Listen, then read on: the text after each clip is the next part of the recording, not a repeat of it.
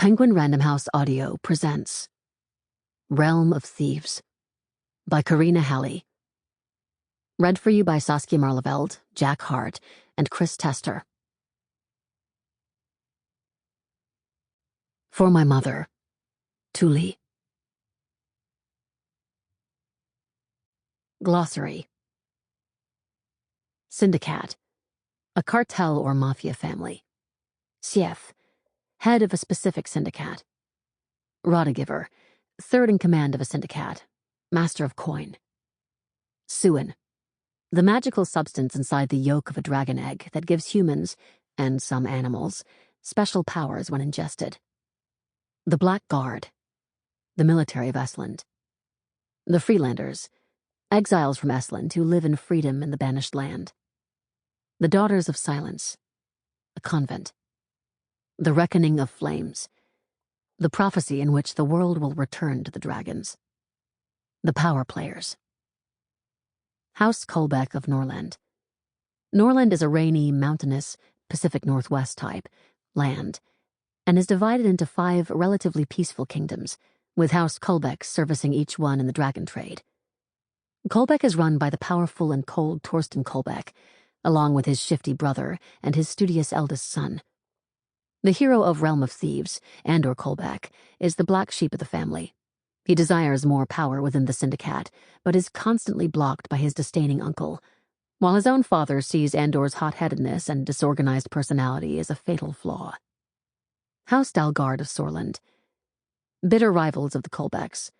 House Dalgard is a vicious syndicate that is partially controlled by the Kingdom of Sorland, which is the oldest kingdom in the world. Dalgard is comprised of 3 brothers who run the syndicate, a set of twins and an older brother, and they aren't afraid to get violent to get what they want. House Haugen of Vestland.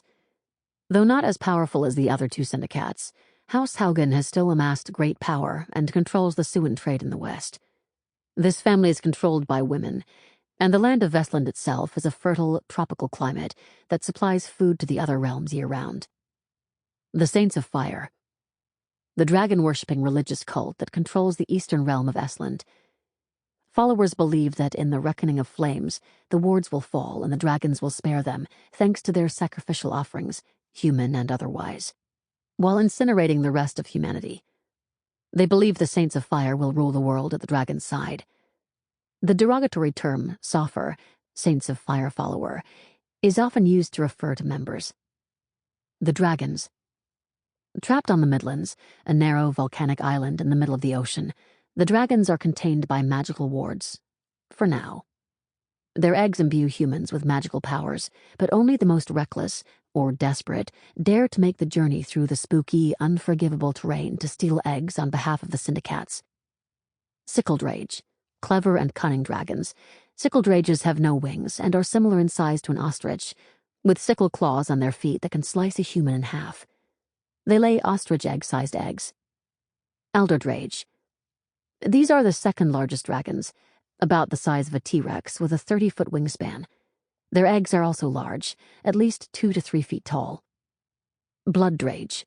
Fast and winged, these cat-sized dragons drink blood. Their eggs are not much larger than a chicken egg. Deathdrage. At 40 feet long, these are the largest type of dragon, with the largest eggs, 3 to 4 feet tall. Deathdrages are very rare. Slangadrage. Only rumored to exist, these 2-headed dragons measure up to 20 feet long and are said to lay eggs similar in size to sickledrages. History of Dragemore and the Egg Trade. A long, long time ago, the world of Dragemore was a world for dragons. Humans lived in the polar regions of ice and snow, their civilization restricted to the cold where dragons didn't tread. Over the centuries, however, people got tired of being subservient to these dragons, cowering in fear in the most inhospitable places on the planet. Slowly they began to infiltrate the rest of the world. But the dragons were fierce beasts that could not be ignored or tamed. They preyed upon people, and when they weren't hunting them and eating them, they were roasting them alive, just for fun. It seemed impossible that people could ever thrive alongside the dragons. They were powerful beasts that would wipe out every human if they could. But then a man disappeared into a dragon's lair, and resurfaced years later, armed with magic. He used his newfound powers to coax all the dragons to the remote, volcanic island of Midlands, and put up magical wards around it, forever confining the dragons at the center of the world. With the wards in place, civilization was finally able to thrive. 3 continents, Sorland, Norland, and Vestland, were conquered by humans, while the dragons remained contained safely in the Midlands. Only the easterly realm of Estland remained uninhabited because of its harsh, unforgiving terrain and desert climate. The dragon threat was neutralized, for the time being, and soon enough on Sorland a passionate group of people assembled, calling themselves the Saints of Fire. Led by Capus Zareth, a man who saw himself as a messiah, the Saints of Fire believed that the dragons were gods and that it was wrong to imprison them. Zareth had the gift of sight and saw a future where the dragons would eventually be set free under his own power. Zareth believed that if they ensured the dragons were treated with dignity, worshipped, and revered, in the end the dragons would spare their lives. While this group got traction, fighting for the dragons' well-being and freedom, they were ultimately ostracized and banished to Estland, where they began sending sacrifices to the Midlands for the dragons. Somewhere along the line, intrepid explorers from the other lands visited the Midlands, hoping to capture a dragon to use for war purposes. They were unsuccessful, and many died in these raids. But they did stumble upon a discovery that would shape the world. People realized that if you ate a dragon's egg, a component inside it called the suin would manifest in your body in various magical ways. Different types of eggs translated into different types of power and magic. There's even been talk of a dragon's egg that grants immortality, though those eggs have yet to be found, but have become the most desired bounty, since immortality may be the only way for civilization to ever survive if the wards come down. Although consuming dragon's eggs is illegal, since the governments fear citizens ever coming into magic and power, especially since once you have acquired magic from suin, you're able to pass it down to your children, an extremely lucrative egg trade developed. Powerful families in each of the realms started their own syndicats, and now control the egg supply and process the suin into potions. Each syndicate has a different way of operating, but will either have one of their main family members going to the Midlands with a crew of egg stealers, or completely hire out the task. Both methods are risky because the former puts the powerful families at direct risk, and the latter can and often does mean that the workers hired for the job may steal the eggs or consume them for their own gain.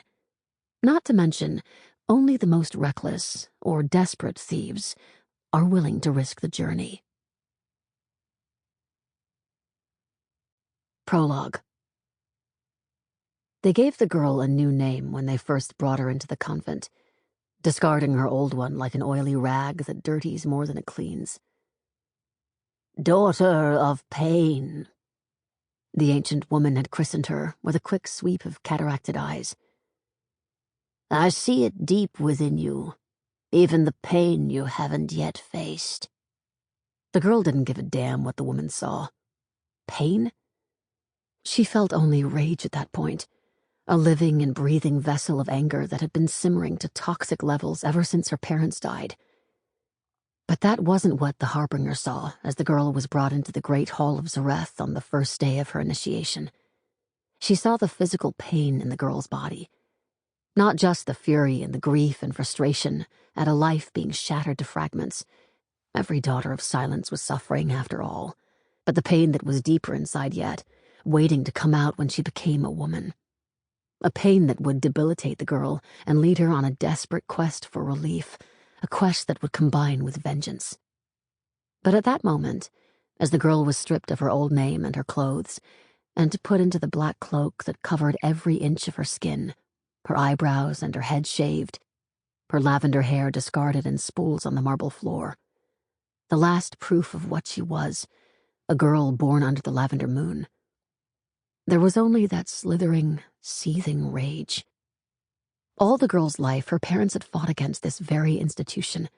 They fought against the cruelty of the convent, the hypocrisy of the religion itself, the dictatorship that ruled over the Saints of Fire and those who followed it. Indeed, the people of Estland had no choice but to follow it. They told the girl that she could not help being born in Estland, but that they would spend every living minute trying to change it for the better. Her parents did their best to change it, but their best was not enough. They should have known this would happen to me. the girl thought as the old woman took her roughly by the... Sample complete.